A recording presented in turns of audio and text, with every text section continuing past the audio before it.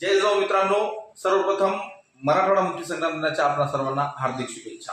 आज आपण हैदराबाद स्टेटचा आणि मराठवाडा मुक्ती संग्राम दिनाचा इतिहास बघणार आहोत। जर हा इतिहास घडला नसता तर या भागामध्ये राहणारे सगळेजण आपण आज पाकिस्तानामध्ये राहिलो असतो। होय, हे खरं आहे, कारण 15 ऑगस्ट 1947 रोजी आपल्या भारत देशाला स्वातंत्र्य मिळाले होते।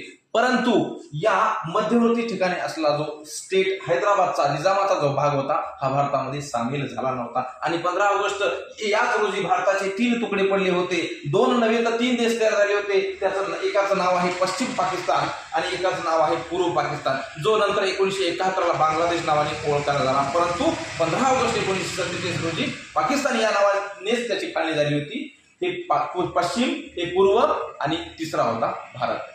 आता या ठिकाणी चौथा देश सुद्धा निर्माण करायची तयारी निजामाने केली होती आणि तो एकदम चौथा जो भाग होता तो होता हैदराबाद। त्याला मध्य पाकिस्तान अशा प्रकारचं नाव सुद्धा ठरलं होतं आणि हे या ठिकाणची जी जनता आहे ही दबून राहावी म्हणून या निजामाने रजाकार संघटना स्थापन करून इथल्या जनतेवर अनन्वित अत्याचार केले। परंतु जनता दबली नाही, त्यांनी मोठा उठाव केला आणि या उठावाला साथ दिली तत्कालीन भारताचे गृहमंत्री सरदार वल्लभभाई पटेल, यांना आपण लोह पुरुष या नावाने सुद्धा ओळखतो। आणि भारताचे गृहमंत्री होते आणि त्यांनी निजामाला वॉर्निंग दिली की हा जो मध्य भागात आहे हैदराबाद स्टेट आहे हा भारतात तुला विलीन करावा लागेल आणि आम्ही ऍक्शन घेऊ। निजाम झुकला नव्हता म्हणून नाईलाजाने 13 सप्टेंबर 1948 रोजी सरदार वल्लभभाई पटेल यांनी ऑपरेशन पोलो सुरू केलं आणि चहूबाजूंनी सगळ्या बाजूंनी या हैदराबाद स्टेट मध्ये सैन्य घुसवलं पोलो या ऑपरेशनच्या नावाखाली। आणि अवघ्या 3 दिवसांमध्ये हा जो हैदराबाद स्टेटचा, ज्याच्यामध्ये आजचा मराठवाडा सुद्धा आहे,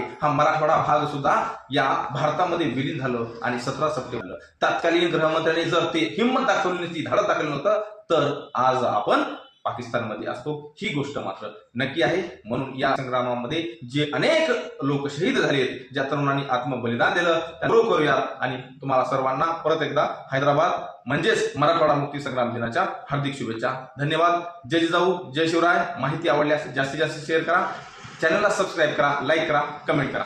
धन्यवाद।